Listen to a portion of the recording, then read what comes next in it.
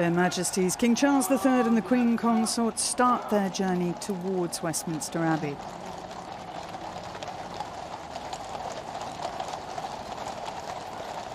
For 70 years he has been the heir to the throne, but now His Majesty makes his way to be the 40th monarch crowned in Westminster Abbey, the 62nd monarch overall.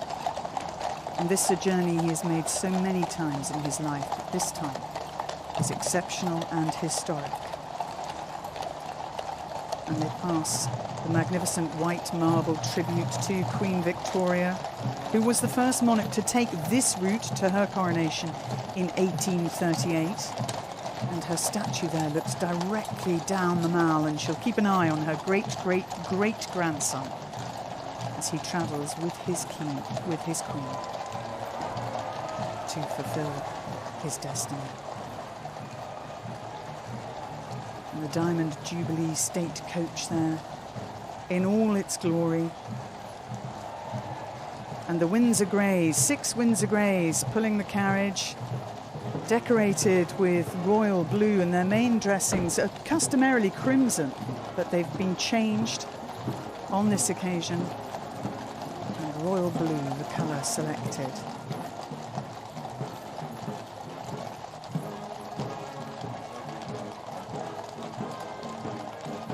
And the King has chosen the Diamond Jubilee State Coach with good reason. On the way back, when we see the Coronation procession, they will use the glorious gold State Coach, which is even more regal and sparkling, but it has no suspension, which means it's not entirely conducive to arriving in tip-top form for a long service. Queen Victoria actually refused to travel in it because of its disturbing oscillation. And William IV said it was like being aboard a ship in rough seas. Even Queen Elizabeth II said it wasn't very comfortable. So instead, this coach, which is very different. It's a much smoother ride. It has 6 hydraulic stabilizers. It has electric windows. It has air conditioning. Not sure that will be needed today. It was built in Australia, and it is the newest coach in the Royal Mews. Around 400 books of gold leaf were used to decorate it.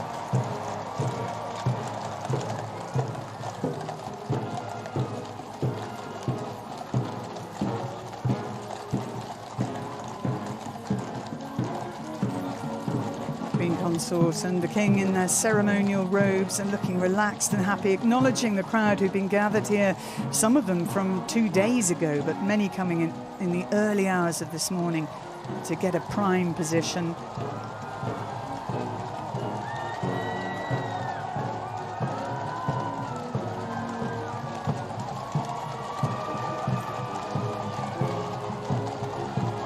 And that gilded crown on top of the coach was carved from oak from HMS Victory. And if you see inside, do you see the handrails there? They're made from timber from the Royal Yacht Britannia.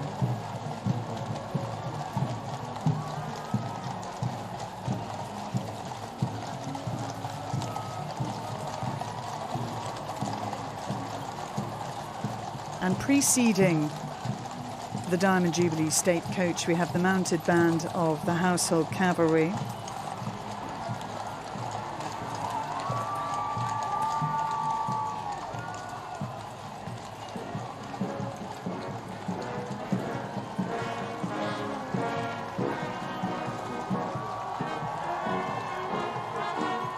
And as they make their way down the Mall, they pass a rather lovely statue of Queen Elizabeth, Queen Mother, who was so much a part of King Charles's childhood. In fact, the last time he attended a coronation, he sat with the Queen Mother, and she tried to keep him in check.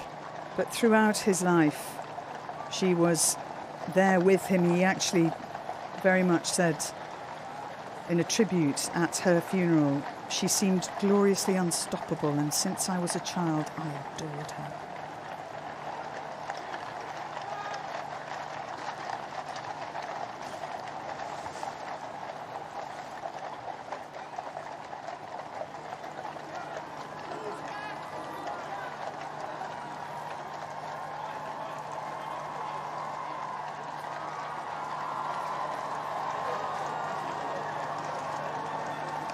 see the Sovereign's escort there. The Blues and Royals in front, the lifeguards with their white plumes behind the coach.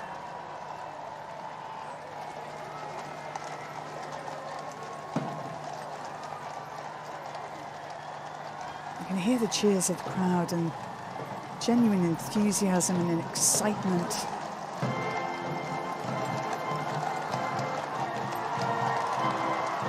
Apollo and Atlas proving a little difficult, I think Apollo is, just to keep on the straight and narrow.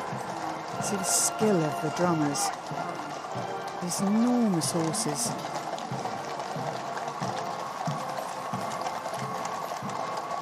And the Windsor Greys, originally named because they were kept in the mews at Windsor for private use by Queen Victoria and her family to draw carriages around the Great Park. And we have Icon and Shadow, Milford Haven and Newark, Echo and Knightsbridge are the 6 who are drawing this coach. You'll see 8 of them on the way back with the Gold State coach.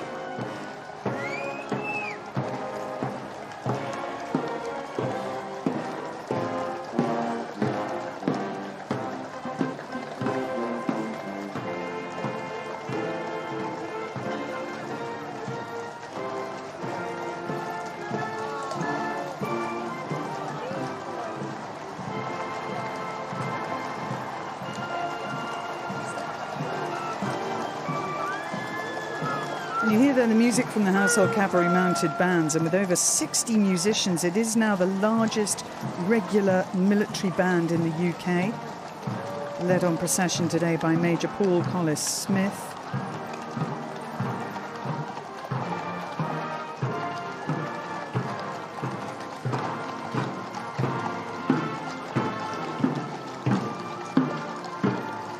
Sight that is, with the Queen Victoria Memorial behind, the Buckingham Palace and the Royal Standard flying, and the various flags, Union flags and all those flags from the Commonwealth nations and realms along the Mall. And when crowds came to the Queen's coronation, they watched through periscopes. Now they film it on their phone.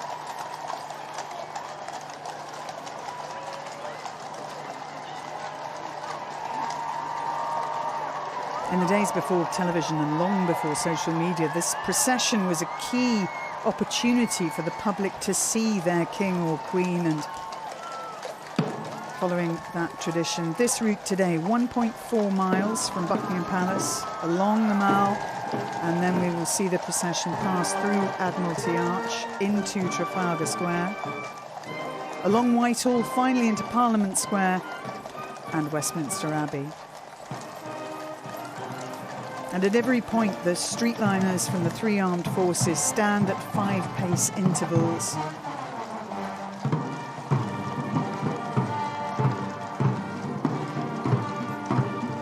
And they will get a short break while the 2-hour service in Westminster Abbey is underway, but they will be back out there for the return procession, the coronation procession, which will be even more impressive than this.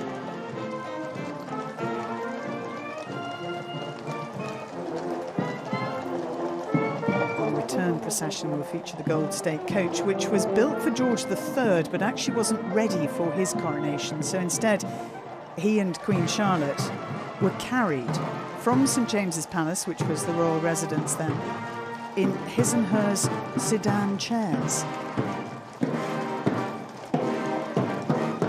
I think this is a rather more comfortable way to arrive.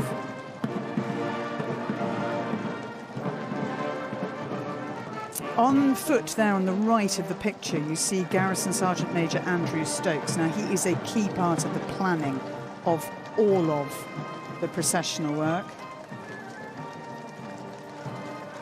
Known as Vern, and we will hear his commands later for the return procession, which will form up during the service and will stretch for a mile long, and he will give the command from Parliament Square. That will be passed all the way down to the front, and the procession will march off together.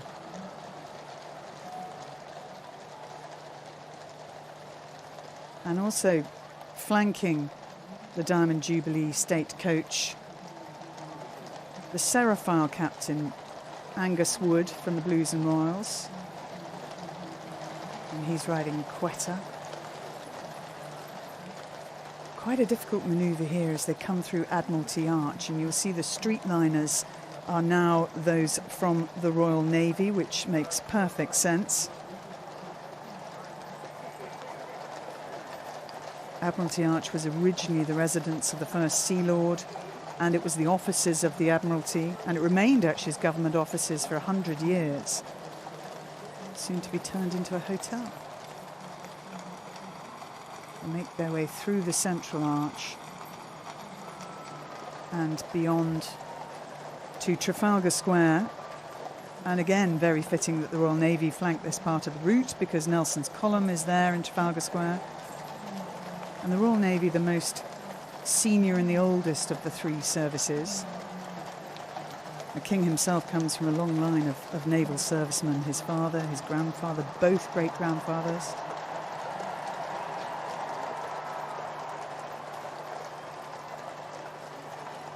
And Lord Mountbatten famously told George VI on becoming king that there is no more fitting preparation to be king than to have been trained in the Royal Navy.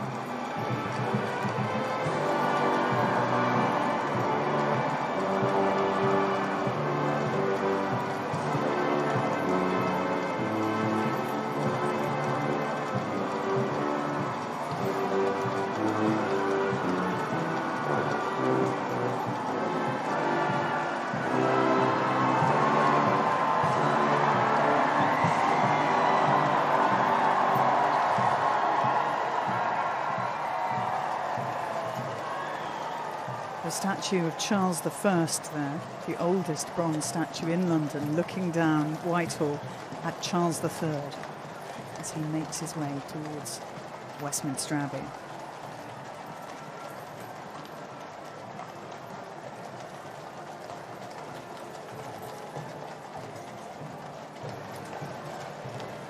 And behind Trafalgar Square, we caught a glimpse of the National Gallery, and interestingly, the King, the first royal patron of the National Gallery. He's very keen on art, very keen on the arts generally. Loves theatre, and he's going past one of the famous theatres at the moment. And if we look to the left of your picture, we have the escort commander, Major Ed van der Land, riding Javelin.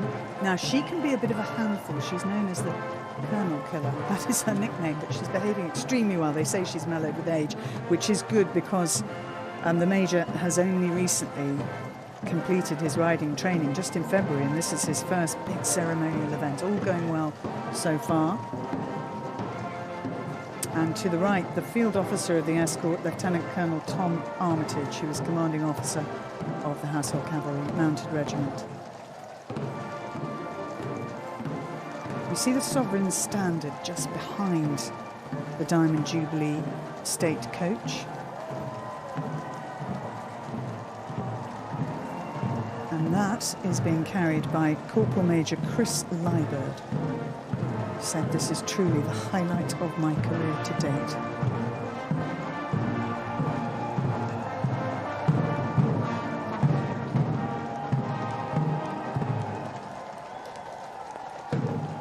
We'll leave the procession momentarily and head back to Hugh in Westminster Abbey.